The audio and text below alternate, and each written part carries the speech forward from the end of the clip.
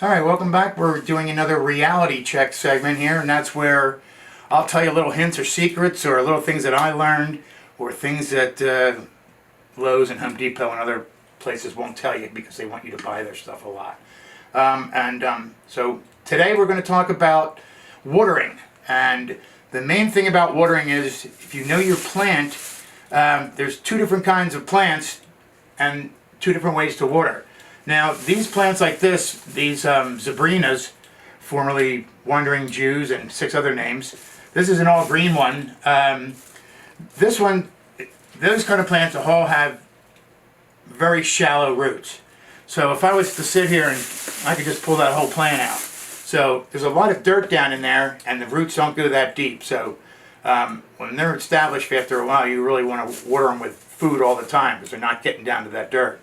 But if you let the pot dry up with these surface roots, they die back real quick.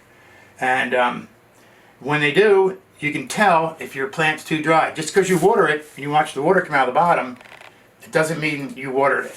I'm going to show you what happens. This one's not totally dry, but it's dry enough. If you water it and the water just pours out of your plant, where's my water? See how long it takes.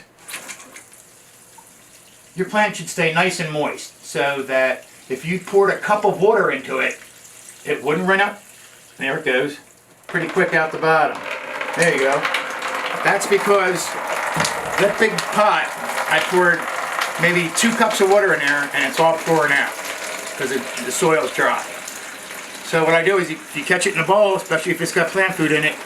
Once it's done dripping and everything, just pour it back in and do it again until that plant gets wet. If you have an option, put it, it'll fit in your sink, put it in your sink and do it that way. But it should be noticeably different from when before you watered it and when you take it out, it should be nice and heavy. So, I mean, I probably put 2 cups in there and I got a cup back. So, I'm going to have to do it again. So if you take what you had in there the first time when it started pouring out, pour it back in. That might be a little sloppy, but you know, if it's outside on your deck, who cares? Oh, it's missing half. See, look how it's running through again. Move it over. Where? I can move out the bowl? Yeah, it's missing half of it. Oh well. Oh, shit balls. Anyway, well, it's just water. Anyway, so you see most of it ran through again because it's so dry. So you just got to keep doing it. Or if you can get it in the sink and just run that water in there for like 2 minutes or whatever, then let it sit, see how heavy it is, and then run the water again. It should be good for like a week. But if you don't, it's going to keep drying out like every 2 days. And if you don't, this is what happens when it doesn't get enough water. So these kind of plants, they don't die out here and get all brown and stuff. They die because they have very shallow roots because they put all their emphasis on the tips of the plants to grow. What happens is that's how they propagate themselves. If it gets somewhere where there's dirt, where there's a lot of them, it'll start sending roots out. It's searching for dirt. Pothos, like this, do the same thing. See these little things it gets on it? It's searching for dirt. The spider plants do the same thing. They send their babies out. In case the main plant dies, they're well rooted and everything. All it can feed, all those kids will be on their own then.